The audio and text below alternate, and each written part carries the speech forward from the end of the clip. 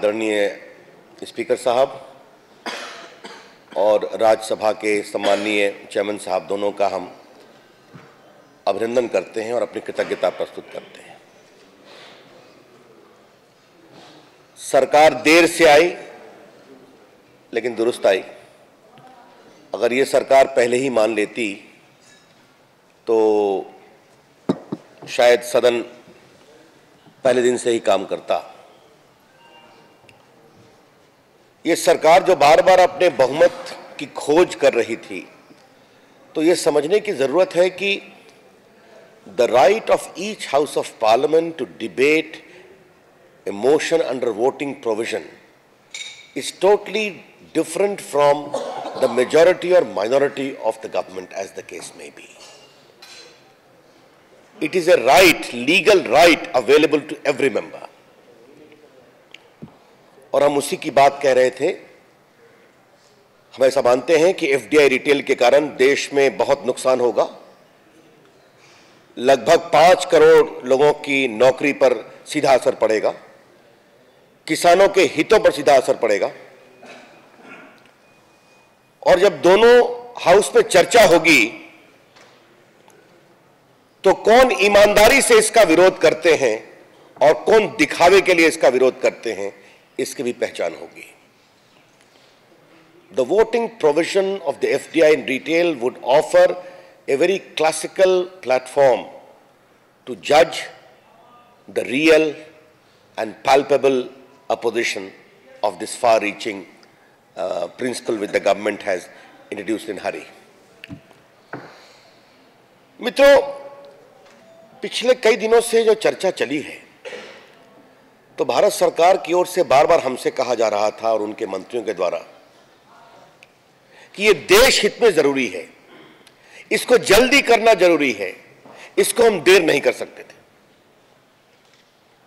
और ये बात तो अखबारों में भी छप चुकी है, इसलिए मैं उसका रेफरेंस कर सकता हूं कि प्रधानमंत्री ने यह भी कहा कुछ वरिष्ठ नेताओं को कि अगर हमसे कुछ गलती हुई है एश्योरेंस को पूरा करने में, तो आप देश को पनिश मत करिए, क्योंकि देश के लिए जरूरी है। Today I would like to highlight ask certain questions from the government. आपको पता है, इसकी चर्चा पहले हुई है कि सुप्रीम कोर्ट ने पाया कि जब तक फेमा में आप अमेंडमेंट नहीं करते रेगुलेशंस में, तब तक इसको आप नहीं ला सकते। रिजर्व बैंक ऑफ इंडिया को नोटिफिकेशन करना जरूरी। I have got the copy of the regulations and the notification. The Reserve Bank of India notification is 23 अप्रैल 2012। 23 अप्रैल 2012 का रिजर्व बैंक ऑफ इंडिया का नोटिफिकेशन है, whereby the regulation foreign exchange management transfer or issue of security by person resident outside India, third amendment regulation 2012 was brought about. मैं इसमें सिर्फ इसके clause 1 का sub clause 2 पढ़ूंगा। Save as otherwise provided in these regulations, the provision of these regulations shall come into force from the date of consolidated FDI policy dated March 31, 2011। तो अप्रैल 2012 के notification को मार्च 2011 से ही प्रभावित कर दिया गया और इसको गजट में पब्लिश किया गया 30 अक्टूबर 2012 को, 6 महीने बाद। एक तो आप हड़बड़ी में काम नहीं करते, हड़बड़ी में काम करते हैं तो रूल्स को नहीं चेंज करते। सुप्रीम कोर्ट की फटकार मिलती है तो आप आरबीआई से नोटिफिकेशन करवाते हैं, उस नोटिफिकेशन को आप 6 महीना गजट में पब्लिश नहीं करते। शायद ये प्रोविजन आपके सामने रखा गया है, मैं उसको थोड़ा दूसरे प्रकार से section 48 of the foreign exchange management act 99, इसके मैं खाली 4 लाइन पढ़ता हूं। Rules and regulations to be laid before parliament, ये इसकी हेडिंग है।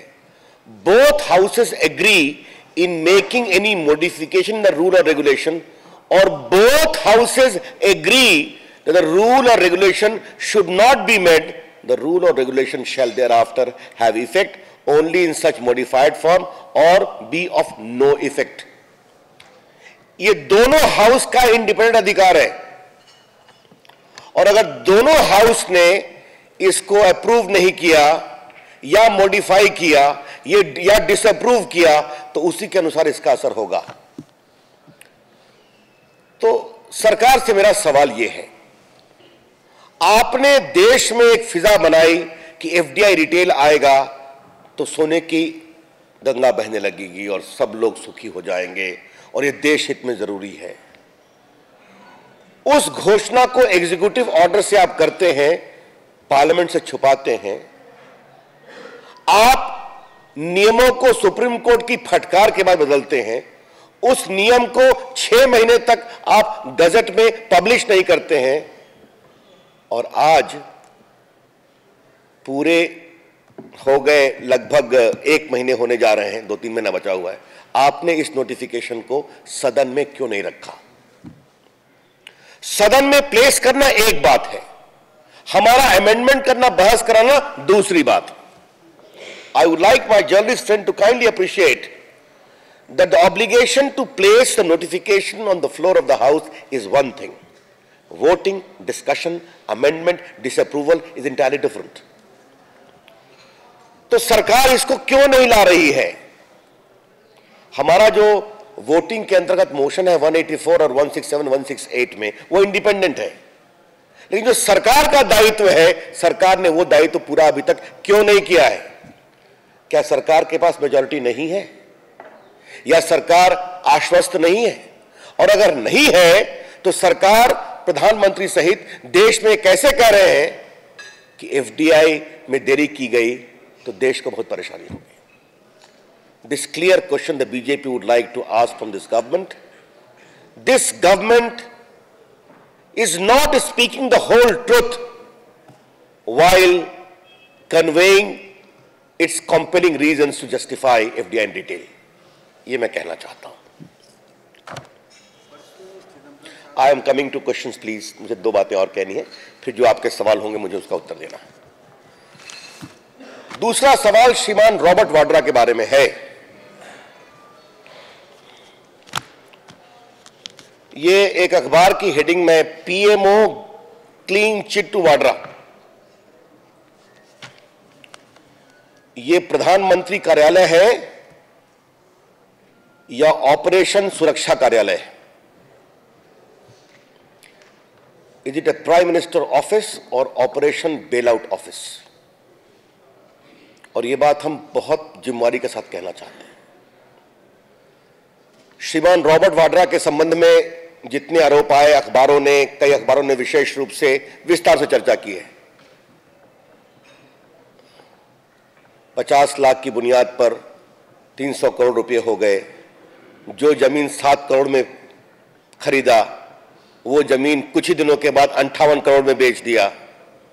कॉरपोरेशन बैंक का ओवरड्राफ्ट लिया गया, कॉरपोरेशन बैंक ने डिनाई कर दिया। जब 90% पेमेंट हो गई तो उन्होंने लाइसेंस को चेंज करने का आग्रह किया, जो हरियाणा सरकार ने कर दिया। ये सारी बातें पब्लिक डोमेन में हैं। किस तरह राजस्थान सरकार ने मदद किया, किस तरह हरियाणा सरकार ने मदद किया, हम जानते हैं।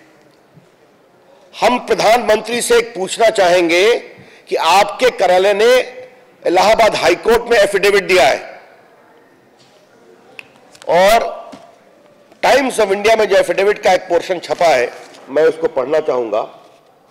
In the affidavit filed by Dheeraj Gupta, joint secretary in the PMO, it was stated that the case of Vadra and DLF was a matter between 2 individuals and A purely business transaction. आपने कोई इंक्वायरी किया क्या? PMO ने कोई investigation किया क्या? PMO ने कोई जांच की क्या? क्या इनकम टैक्स ने, क्या मिनिस्ट्री ऑफ कंपनी अफेयर्स ने कोई जांच की क्या? How can the prime minister office be used to shield corruption और palpable irregularity? The BJP would like to ask this question. ये हम इसलिए भी उठाना चाहते हैं कि एक इतिहास है। राजा के बारे में क्लीन चिट मिली, चिदम्बरम साहब को क्लीन चिट मिली, कॉमनवेल्थ में क्लीन चिट मिली, कोलगेट में भी कुछ गड़बड़ी नहीं हुई। तो The Prime Minister inside and outside the floor of the House and his office otherwise have been giving repeated certificate of innocence or no wrongdoing. तो मैं देश से जरूर जानना चाहेगा प्रधानमंत्री कार्यालय से कि आपने किसके द्वारा इन्वेस्टिगेट कराया एफिडेविट कहने के पहले। और ये कोई कैजुअल कमेंट नहीं है, it is a formal statement on affidavit before the high court. ये हम जरूर जानना चाहेंगे। ये बहुत दुर्भाग्यपूर्ण है, ये बचाने की कोशिश की जा रही है। और अगर आपने जांच कराया तो किससे जांच कराया है, देश को बताया जाए। मित्रों, एक तीसरी बात मुझे कहनी है, फिर जो आपके सवाल होंगे उसका मैं उत्तर दूंगा। ये कैश ट्रांसफर को जो निर्णय हुआ है, इसके बारे में हमें यह सवाल करना है कि दो वरिष्ठ मंत्रियों ने कांग्रेस के कार्यालय में इसकी घोषणा की। अगर ये गेम चेंजर है तो संसद को बाईपास क्यों किया गया? संसद नहीं चल रही है उनके कारण, आज से चलनी शुरू हो गई, तो 4 दिन की बात है। इसकी घोषणा आप संसद में भी कर सकते थे। आफ्टर ऑल, हंगामे में भी papers are laid on the floor of the house और not? Every day we see it. Why the parliament bypassed on this issue? आपको मालूम है कि अडवाणी जी ने वेंकैया जी और यशवंत सिन्हा की एक कमेटी बनाई है, वो पूरे मामले पर एक स्ट्रक्चर्ड रिस्पॉन्स करेगी, उसको हम बताएंगे। लेकिन मुझे कुछ सवाल खड़े करने। हमने जयराम रमेश का स्टेटमेंट देखा है कि राहुल गांधी इसकी मॉनिटरिंग करेंगे। ये एक दो अखबारों में भी छपा है। अगर ये सही है तो in what capacity he will do the monitoring? Shri Rahul Gandhi is a senior leader of the Congress party, undoubtedly it is their outlook, but Mr. Rahul Gandhi does not hold any official position. ये tax payer का पैसा है ना, ये government की scheme है ना,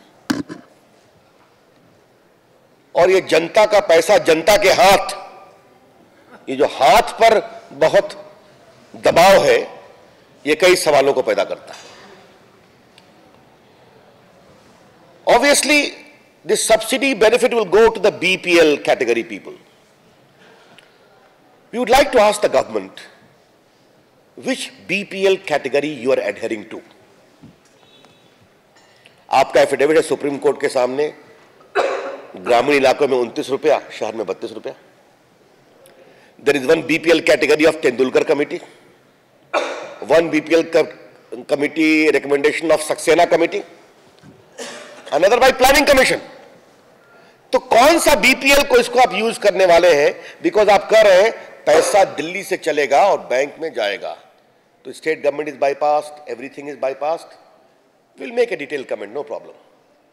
लेकिन ये आप पहले बताएं कि आपके बीपीएल की कैटेगरी क्या है। दूसरा, इसके प्रैक्टिकल एस्पेक्ट की डिफिकल्टी तो हम बताएंगे, लेकिन आपने कहा ये आपका इलेक्शन प्रॉमिस था, तो आपका इलेक्शन प्रॉमिस तो ये भी था कि 100 दिन में महंगाई खत्म करेंगे, उसको आप कैसे भूल गए? और ये जो सब्सिडी इस तरह से हटेगी तो सिलेंडर या बाकी चीजें महंगी होंगी, स्टेट अवे, महंगाई ऑलरेडी है। इसके बारे में आप क्या करने वाले हैं? और बीजेपी की ओर से हम बहुत ईमानदारी से और साफ साफ कहना चाहेंगे कि अगर इस कैश फॉर ट्रांसफर का मतलब है कि पब्लिक डिस्ट्रीब्यूशन सिस्टम को खत्म करना, तो बीजेपी उसका पूरा विरोध करेगी। If cash transfer means weakening or destruction of the public distribution system, the BJP will strongly oppose it. क्योंकि आपको मालूम है कि छत्तीसगढ़, मध्य प्रदेश, कई प्रदेशों में पीडीएस सिस्टम सुधार के बाद बहुत ही अच्छा काम कर रहे हैं, जहां गरीबों को अनाज मिलता है।